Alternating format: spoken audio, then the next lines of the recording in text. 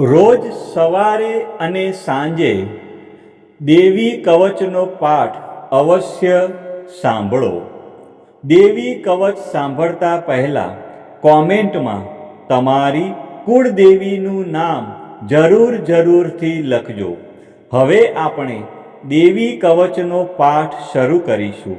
ઓમ ચંડિકા દેવીને નમસ્કાર.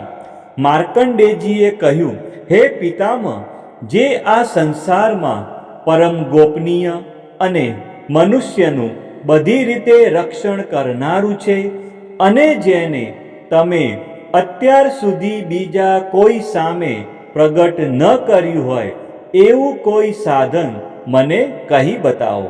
બ્રહ્માજી બોલ્યા, હે બ્રાહ્મણ, એવું સાધન તો એકમાત્ર દેવીનું કવચ જ છે, જે ગોપનીય કરતાં પણ પરમ ગોપનીય, પવિત્ર તથા બધા પ્રાણીઓ ઉપર ઉપકાર કરનારું છે. હે મહામુનિ, તે તમે ધ્યાનથી સાંભળો. દેવીની 9 મૂર્તિઓ છે. તેમને નવદુર્ગા કહે છે. તેમના અલગ અલગ નામો બતાવવામાં આવે છે. પહેલું નામ શૈલપુત્રી છે, બીજું નામ બ્રહ્મચારિણી છે, ત્રીજું ચંદ્રઘંટાના નામે પ્રસિદ્ધ છે, ચોથી મૂર્તિને કુષ્માંડા કહે છે, પાંચમી દુર્ગાનું નામ સ્કંદ માતા છે, છઠ્ઠી દુર્ગાનું નામ કાત્યાયની છે, સાતમું સ્વરૂપ કાલરાત્રિ, આઠમું સ્વરૂપ મહાગૌરી અને નવમી દુર્ગા એટલે સિદ્ધિદાત્રી. આ બધા નામ વેદ ભગવાન દ્વારા કહેવાયા છે. જ્યારે કોઈ મનુષ્ય અગ્નિથી સળગી રહ્યો હોય, યુદ્ધ ભૂમિમાં શત્રુઓથી ઘેરાઈ ગયો હોય, સંકટમાં ફસાઈ ગયો હોય તથા કોઈ ભયથી ડરી ગયો હોય અને મા દુર્ગાનું શરણ લીધું હોય, તેનું ક્યારેય કોઈ અમંગળ થતું નથી. યુદ્ધના સમયે મુશ્કેલી હોવા છતાં પણ તેને કોઈ વિપત્તિ ઉદ્ભવતી નથી. તેને શોક, દુઃખ અને ભય પ્રાપ્ત થતા નથી. જેમણે દેવીનું ભક્તિપૂર્વક સ્મરણ કર્યું છે તેમનો અભ્યુદય નક્કી છે. હે દેવી, જેઓ તમારું ચિંતન કરે છે તેમનું તમે ચોક્કસ કલ્યાણ કરો છો, તેમનું તમે ચોક્કસ રક્ષણ કરો છો. ચામુંડા દેવી પ્રેત ઉપર આરૂઢ થયેલા હોય છે અને વારાહી દેવી પાડા પર સવારી કરે છે. ઐન્દ્રીનું વાહન ઐરાવત હાથી છે, વૈષ્ણવી ગરુડ પર આવે છે અને માહેશ્વરી આખલા પર આરૂઢ થયેલા છે. કૌમારી દેવીનું વાહન મોર છે. વિષ્ણુપ્રિય લક્ષ્મી દેવી કમળ પર વિરાજમાન છે અને તેમના હાથમાં લાલ કમળ છે. આખલા પર આરૂઢ થયેલ દેવી ઈશ્વરીએ શ્વેત વસ્ત્ર ધારણ કરી રાખ્યા છે. બ્રાહ્મી દેવી હંસ પર બેઠેલા છે અને બધા જ આભૂષણો ધારણ કર્યા છે. આ બધી દેવીઓ માતાઓ યોગ શક્તિઓથી સંપન્ન છે, જેઓ અનેકવિધ આભૂષણો પહેરવાથી શોભે છે. તેમણે અનેક રત્નો ધારણ કર્યા છે, ક્રોધથી ભરેલી છે અને ભક્તોનું રક્ષણ કરવા રથમાં બેઠેલી છે. આ દેવીઓના હાથમાં શંખ, ચક્ર, ગદા, શક્તિ, હળ, મુસળ, ખેટક, તોમર, કુહાડી, દોરડું, કુંત, ત્રિશૂળ અને ઉત્તમ ધનુષ્ય ધારણ કરેલા છે. દૈત્યોના શરીરનો નાશ કરવો અને ભક્તોને અભયદાન આપવું, દેવતાઓનું હિત કરવું એ તેમના શસ્ત્ર ધારણનો ઉદ્દેશ છે. મહારૌદ્ર રૂપ, અત્યંત ઘોર પરાક્રમી, મહાબલી અને મહા ઉત્સાહયુક્ત હે દેવી, તમે મહાન ભયનો નાશ કરનારા છો. તમને મારા નમસ્કાર છે. તમારી સામે જોવું પણ મુશ્કેલ છે. શત્રુઓનો ભય વધારનારા હે જગદંબિકા, મારું રક્ષણ કરો. પૂર્વ દિશામાં ઐન્દ્રી શક્તિ મારું રક્ષણ કરે. અગ્નિ ખૂણામાં અગ્નિ શક્તિ, દક્ષિણ દિશામાં વારાહી તથા નૈઋત્ય ખૂણામાં ખગધારિણી દેવી મારું રક્ષણ કરે. પશ્ચિમ દિશામાં વારુણી દેવી અને વાયવ્ય ખૂણામાં હરણ પર સવારી કરનારા દેવી મારું રક્ષણ કરે. ઉત્તર દિશામાં કુમારી અને ઈશાન ખૂણામાં શૂલધારિણી દેવી મારું રક્ષણ કરે. હે બ્રહ્માણી, તમે ઉપરની બાજુએ મારું રક્ષણ કરો. હે વૈષ્ણવી દેવી, તમે નીચેની બાજુએ મારું રક્ષણ કરો. આ જ પ્રમાણે શબ જેનું વાહન છે તે ચામુંડા દેવી દસે દિશાઓમાં મારું રક્ષણ કરો. જયા આગળની બાજુએ અને વિજયા પાછળની બાજુએ રક્ષણ કરે. ડાબા ભાગે અજિતા દેવી, જમણા ભાગે અપરાજિતા મારું રક્ષણ કરે. ઉદ્યોતિની શિખાનું રક્ષણ કરે અને ઉમા દેવી મારા મસ્તક પર વિરાજિત થઈને મારું રક્ષણ કરે. માલાધરી દેવી મારા કપાળનું અને યશસ્વીની દેવી મારી ભમરોનું રક્ષણ કરે.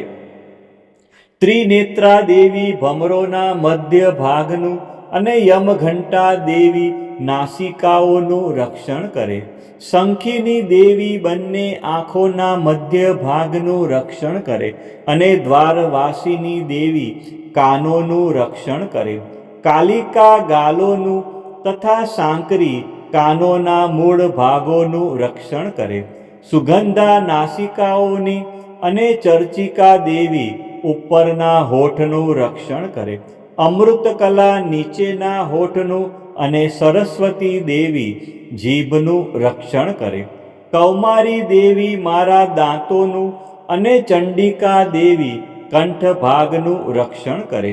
ચિત્રઘંટા દેવી ગળાની ઘંટિકાનું અને મહામાયા દેવી તાળવાનું રક્ષણ કરે. કામાક્ષી દેવી દાઢીનું અને સર્વમંગલા મારી વાણીનું રક્ષણ કરે. નીલગ્રીવા દેવી કંઠના બહારના ભાગનું અને અન્નનલિકાનું કૌબેરી દેવી રક્ષણ કરે. ખગીની બંને ખભાઓનું અને વ્રજધારિણી દેવી મારા બંને બાહુઓનું રક્ષણ કરે.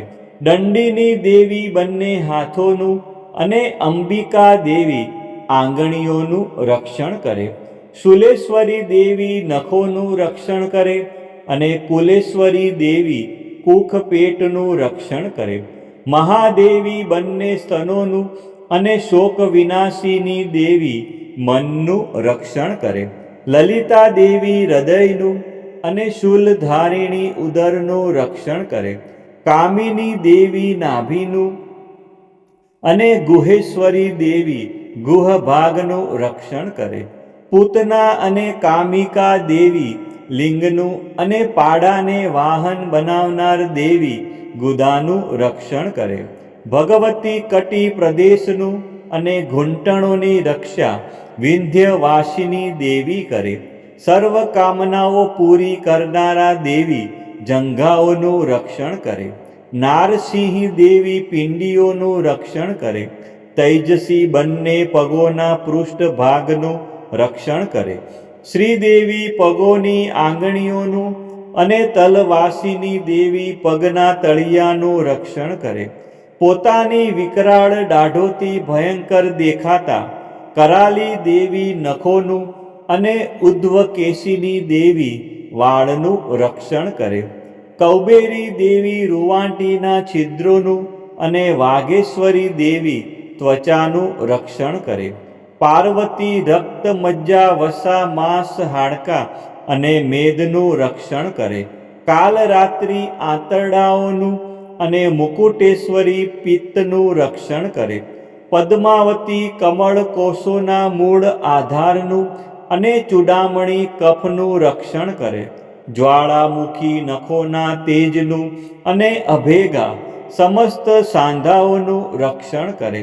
હે બ્રહ્માણી, તમે મારા વીર્યનું રક્ષણ કરો.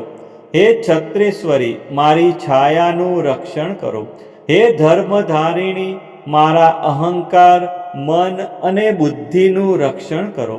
હે વ્રજ ધારણ કરનાર દેવી, મારા પ્રાણ, અપાન, વ્યાન, ઉદાન અને સમાનનું રક્ષણ કરો. કલ્યાણથી શોભતા હે દેવી, મારા પ્રાણનું રક્ષણ કરો.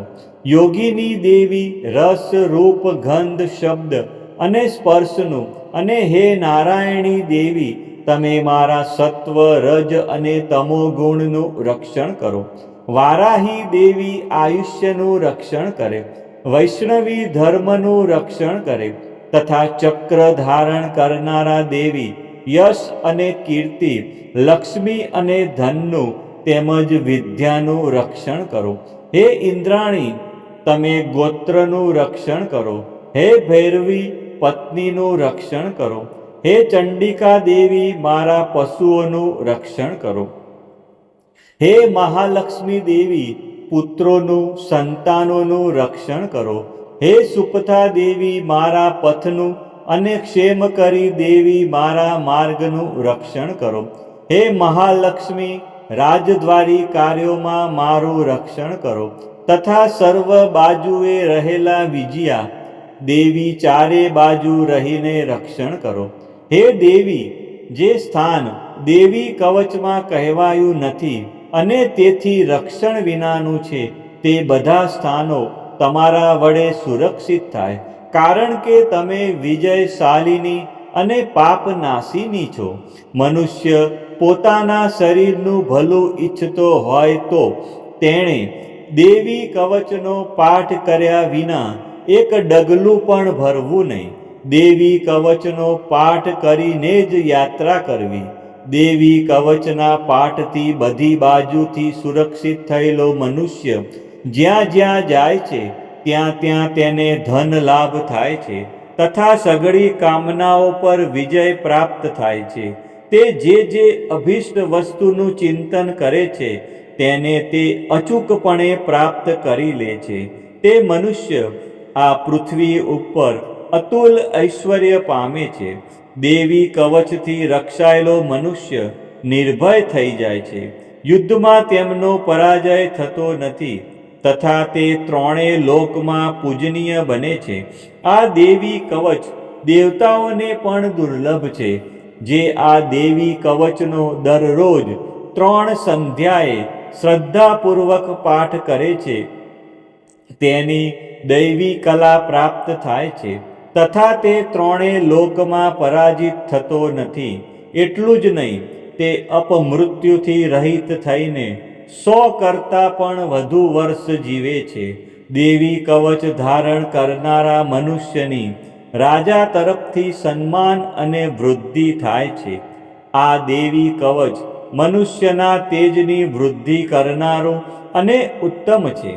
આ દેવી કવચનો પાઠ કરનારો મનુષ્ય પોતાની કીર્તિથી શોભા પામીને પૃથ્વી ઉપર પોતાના સુયશ સાથે સાથે વૃદ્ધિ પામે છે.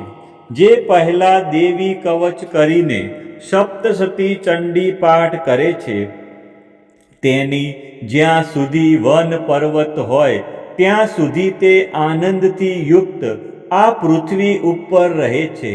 તેના પુત્રો, પૌત્રો, સંતાન પરંપરા બનેલી રહે છે. પછી દેહાંત થતાં તે મનુષ્ય મહામાયાની કૃપાથી નિત્ય પરમપદને પામે છે. જે દેવતાઓને પણ દુર્લભ છે. તે સુંદર દિવ્ય રૂપ ધારણ કરે છે અને કલ્યાણ શિવની સાથે આનંદનો ભાગી બને છે.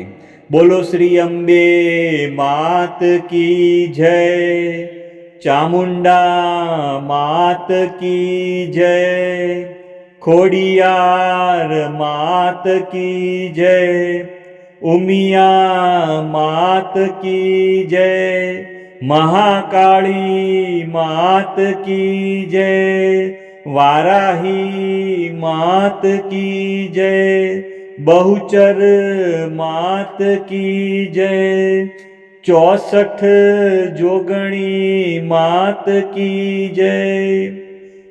દરેક ભક્તોએ